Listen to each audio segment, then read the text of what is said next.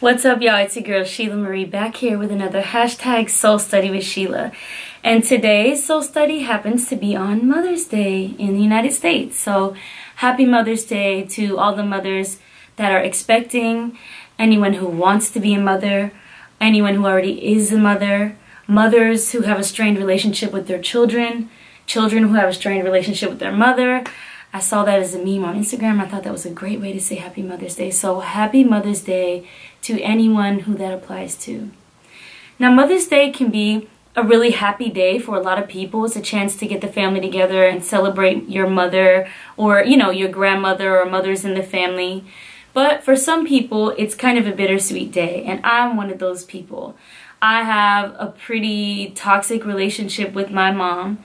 I don't communicate with my mom as much as I want to because it's a defense mechanism, because I know that when we engage in conversation, there's a high potential for me to get hurt. And to protect my feelings, I have to limit my conversation with her. I also have to know that there's a history of mental illness in the women in my family. So my mom also suffers from mental illness. So sometimes I have to understand that the actions aren't her, sometimes they're the illness. But still, you can get your feelings hurt.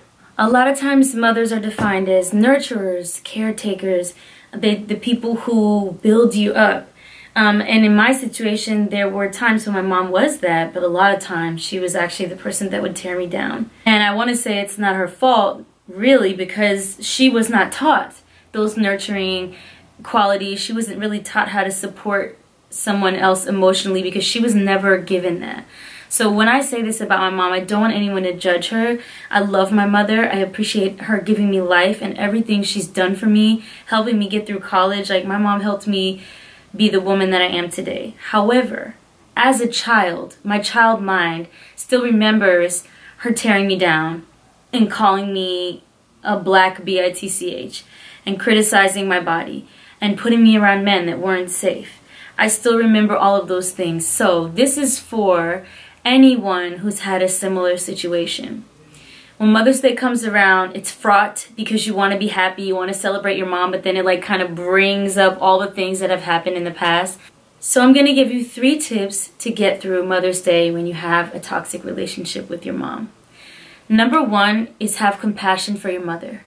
I think that's the best thing you could do for yourself, because that means one day you might be a mother and you'd want the same thing from your child. Or if you're going to grow up and you're a man and you grow up to be a father, you want your child to have compassion for you and understand that our parents did the best that they knew how. They did the best that they could.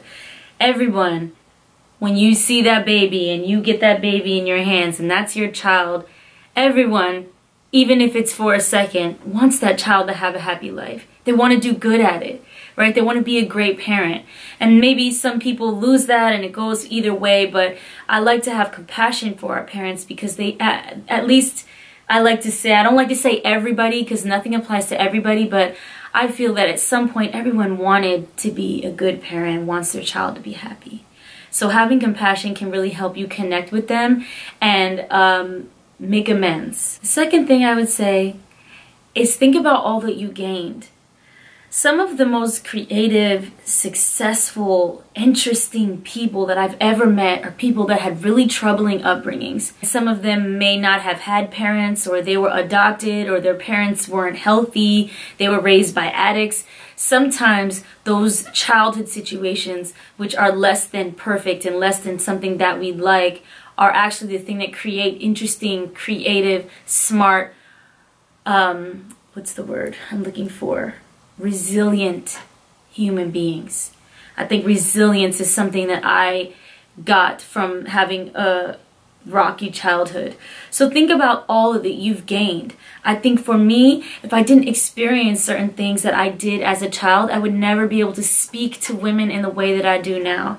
I would never have the depth of emotion. I would never have the ability to forgive like I have now. And just really, there are certain things that you can only learn when you experience them. And the things that I've experienced have given me a whole emotional toolkit that I can use to connect with people and help people. So try to think about how, while some of those things weren't happy and great, see if you can find things that you've gained or how it made you a better person. The third thing I would say is to frame motherhood as a communal act.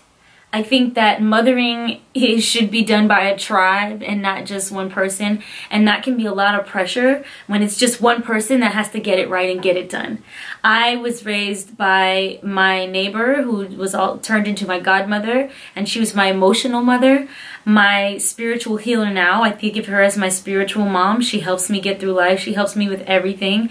I also have a fantastic stepmother. And I learned from my stepmother how to love children that are not your own.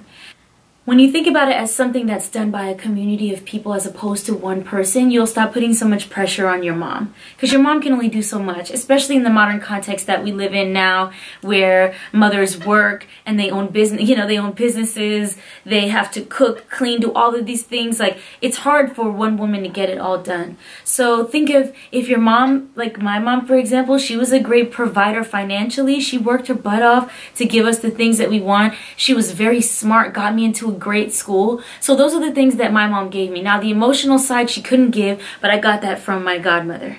And the other nurturing side I got from my stepmother. See if you can kind of find women in your life, if they're not already there, maybe you can find them, that all work together to support you, to give you those things that you need from a mother.